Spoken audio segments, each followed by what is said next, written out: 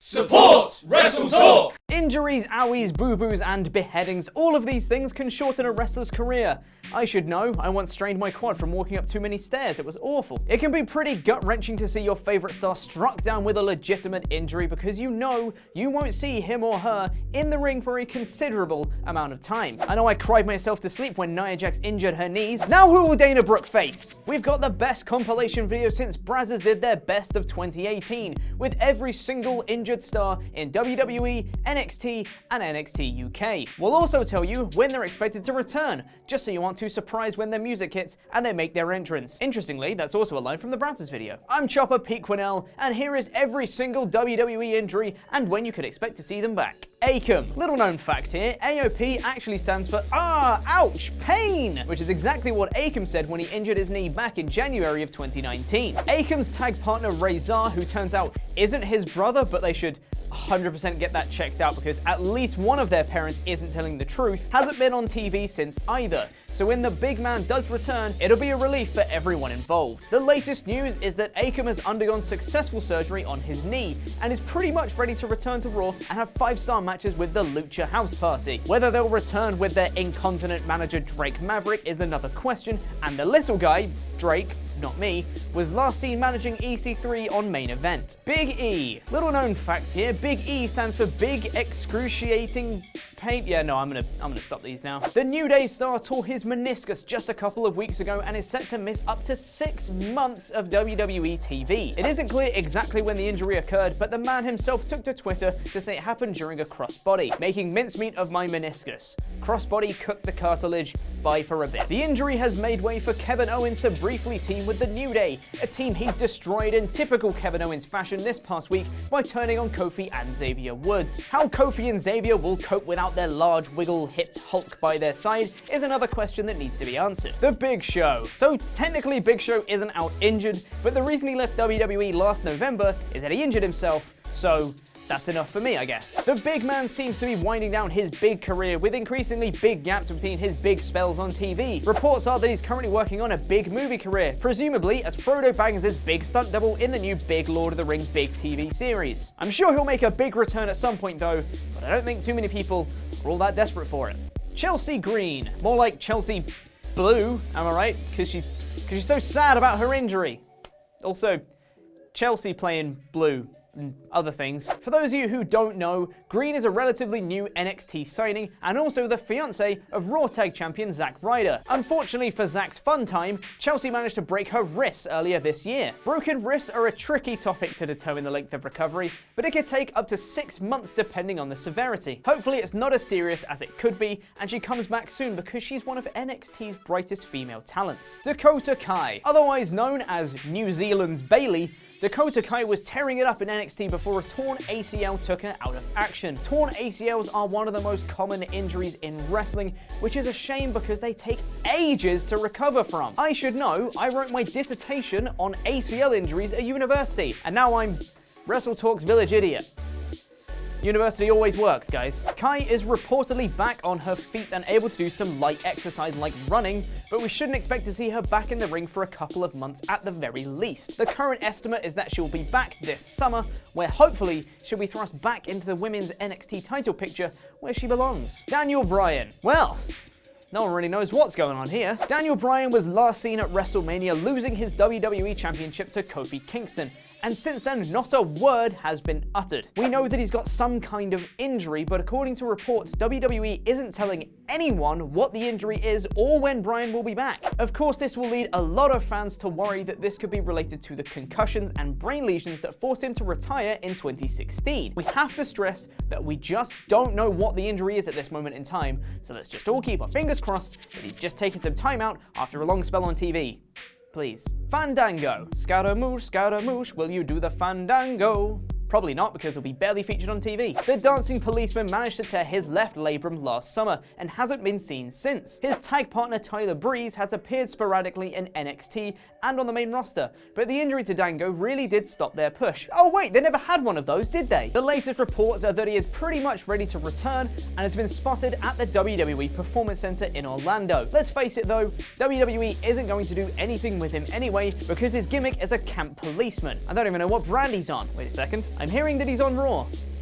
Okay, cool. Jeff Hardy. Another one we know very little about. Jeff Hardy has apparently injured his leg. This report comes from Dave Meltzer, who has a pretty good record of knowing stuff. Hardy was apparently injured at a house show last weekend and was seen limping significantly while at ringside for a Matt Hardy singles match the following night. He was then replaced in a live event tag match by R-Truth. And you know something must be seriously wrong when that happens. Hopefully it's nothing too serious, because Jeff and Matt have just won the SmackDown Tag Team titles, and looking at the roster, there is literally no one else of note to take the belts should they be vacated. Sanity. Not Sanity, they've gone Datsun. Ginny was injured during the Battle of Hogwarts while dueling Bellatrix Lestrange. Yes, she was. Wait, what? There's another Ginny? Again, for those of you who don't know, Ginny is a member of the NXT UK roster, because NXT UK still exists, promise. She recently fell short in a title match against Toni Storm, and seemingly in response to this, decided to disappear, or disapparate you could say. All we know is that she's battling an undisclosed injury, and that she last wrestled on March 22nd. Just drink a bottle of Skelligro, Ginny. Harry Potter references. What were you expecting, pumpkin juice?